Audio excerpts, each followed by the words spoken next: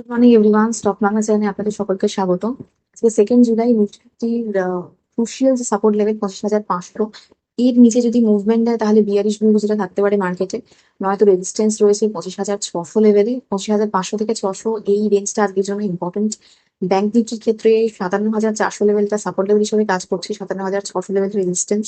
সেন্সেক্সের ক্ষেত্রে 83,640 লেভেলটা support level হিসেবে কাজ করছে, 83,730-50 এই লেভেলটা রেজিস্ট্যান্স হিসেবে কাজ করছে। গিফট নিফটি আজকে সিগন্যাল দিচ্ছে মানে ফ্ল্যাট ওপেনিং এ। আর গ্লোবাল মার্কেট যদি আমরা দেখি, ভালো রকম পজিটিভে ক্লোজ দিয়েছে। US China trade deal confirm হওয়ার পর থেকে গ্লোবাল মার্কেটকে আমরা পজিটিভই দেখছি। ইতিমধ্যে ইউএসএ ডোনাল্ড ট্রাম্প আর এলন মাস্কের মধ্যে একটা ঝামেলা রয়েছে। এলন মাস্ক বলছেন যে বিগ বিউটিফুল বিল যদি পাস হয় পার্লামেন্টে, তাহলে উনি নিজেই একটা নতুন পার্টি ফর্ম করবেন। এবার মেইন প্রবলেমটা ওনার হচ্ছে যে ইভির যে সাবসিডি গভর্নমেন্ট থেকে দেওয়া হতো সেটা বন্ধ হয়ে যাবে, এবং তার সাথে সাথে উনি বলছেন যে $5 ট্রিলিয়ন ডেট আসবে আমেরিকার, এমনি ডেটে পড়ে আছে।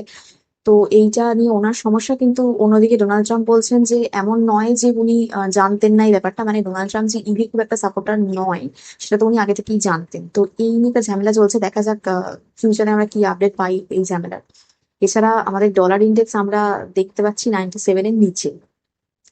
এছাড়া আমাদের ইন্ডিয়ান মার্কেটে আমরা দেখছি যে ইন্ডিয়া অগ্নি 5 যে মিসাইল রয়েছে সেই মিসাইলকে মডিফাই করে প্রথম বাংকার বাস্টার আর কি আমাদের বানাতে চলেছে। তো এই নিউজটা রয়েছে ইন্ডিয়ান মার্কেটের জন্য এবং ডিফেন্স সেক্টরের জন্য খুবই একটা বড় নিউজ। ডিআরডিও অবভিয়াসলি তৈরি করতে থাকছে, এবং মিসাইল ক্যারি করবে হচ্ছে 7,500 কেজি বাংকার বাস্টার যে ওয়ার হেড আছে সেটা ক্যারি করার জন্য এটাকে তৈরি করা হবে, মডিফাই করা হবে। তো এটা ডিফেন্স সেক্টরের জন্য, ইন্ডিয়ার ডিফেন্স সেক্টরের জন্য খুব গুড নিউজ। এবং মানে এর পরবর্তীকালে যে কোম্পানিগুলো আর কি আসতে পারে, যেমন বিডিএল রয়েছে, বিএইচইএল রয়েছে, তারপর সোলার ইন্ডাস্ট্রি রয়েছে, এই সমস্ত কোম্পানিগুলোর উপরে আপনারা অবশ্যই ফোকাস রাখতে পারেন, স্টাডি করতে পারেন কতটা কি ইন্ডিয়া এর উপরে আর কি আহ, পরের দিকে কাজ হয়। মানে প্রজেক্ট তো বড় প্রজেক্ট, এবার অনেক কোম্পানি থাকবে তাতে, এটা আশা করা যায়। মানে মেইনলি বিডিএল যেহেতু সমস্ত বেশিরভাগ প্রজেক্টই বিডিএল এর হাতেই আসে। তো স্টাডি করবেন, এগুলো ফোকাস রাখবেন পুরোপুরি ডিফেন্স সেক্টরকে। এছাড়া আমরা যে এশিয়ান পেইন্টস, মানে বিড়লা উপাস যে এশিয়ান পেইন্টস এর উপর একটা অ্যালিগেশন চাপিয়েছিল যে ডমিনেন্ট পজিশনে থেকে ও বিভিন্ন রকমের আর কি বিড়লা উপাসের যে সমস্ত ডিলার রয়েছে তাদেরকে আর কি বিভিন্ন অফার দিচ্ছে, ডিসকাউন্ট দিচ্ছে, মানে যেটা অ্যাকচুয়ালি সিসিআই এর রুলের এগেনস্টে, কম্পিটিশন কমিশন অফ ইন্ডিয়া রুলের এগেনস্টে। তো সেইটা নিয়ে আমরা দেখতে পাচ্ছি যে ইনভেস্টিগেশন হচ্ছে আর কি চালু করতে। তো পরের দিকে পেইন্টের যে পুরো ইন্ডাস্ট্রি, এই সমস্ত কোম্পানিগুলো এশিয়ান পেইন্ট, বার্জার পেইন্ট, এই এটার দিকে আপনারা ফোকাস রাখতে পারেন, স্টাডি করতে পারেন। এছাড়া আমরা অটো সেলস এর ডেটা দেখছি। টাটা মোটরস এর ক্ষেত্রে কমার্শিয়াল ভেহিকেলেও দেখছি আমরা 6% ড্রপ হয়েছে ইয়ার অন ইয়ার, ওদের যে ইউনিট সেল সেটা। এছাড়া প্যাসেঞ্জার ভেহিকেলও আমরা দেখছি যে 10% ড্রপ রয়েছে, মানে মোটামুটি পারফরমেন্স খুব একটা ভালো না টাটা মোটরসের। তো পরের দিকে অটো সেক্টর কিরকম কি পারফর্ম করতে পারেন সেটার জন্য অটো সেক্টরকে পরের দিকে ফোকাসে রাখতে পারেন।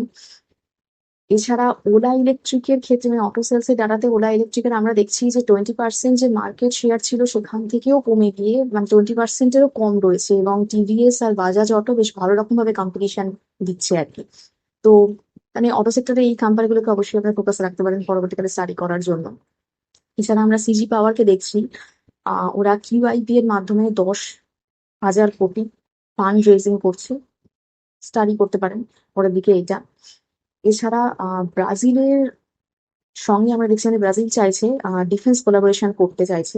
আকাশ এয়ার ডিফেন্স সিস্টেম এটাতে ইন্টারেস্টেড। আর গারুড়া আর্টিলারি যে আমাদের গান তৈরি হয়, যেটা ভারত ফোর্জ তৈরি করে, তো মানে এটার ব্যাপারে একটা কোলাবোরেশন হতে পারে ব্রাজিলের সাথে।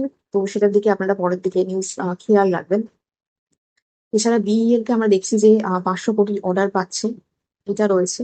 এবার ইন্ডিয়ার ইউএসএ যে ট্রেড ডিল হচ্ছিল, সেই ট্রেড ডিলের কোনো ফাইনাল আউটকাম আমরা এই সপ্তাহের মধ্যেই দেখতে পারবো, সেটাও মানে নিউজের মাধ্যমে রয়েছে খবরে। এবার দেখা যাক কি নিউজ পরবর্তীকালে আপডেট থাকে। এছাড়া হিরো মোটর কর্পের যে আইপিও, তারা রিফাইল করছে আবার আইপিওটাকে, মোটামুটি 1,200 কোটি টাকার ফ্রেশ কম্পোনেন্ট রয়েছে, মানে আসবে আর কি। সেটার একটা আইপিও রয়েছে। এছাড়া আমরা এফআইআই সেলিং যদি দেখি, আগের দিন আমরা 1970 কোটি এফআইআই সেলিং দেখতে পাচ্ছি। এছাড়া অ্যাপোলো হসপিটাল, সেখানে আমরা দেখছি যে ডিজি হেলথ ডিমার্জার হচ্ছে, তার সঙ্গে সঙ্গে অমনি চ্যানেল বলে উঠেছে ফার্মেসি বিজনেসটা, সেটাও ডিমার্জার হচ্ছে। এবং ডিমার্জার শুধু না, তা এটা আলাদা করে এই দুটো আর কি লিস্ট হতে পারে এক্সচেঞ্জে।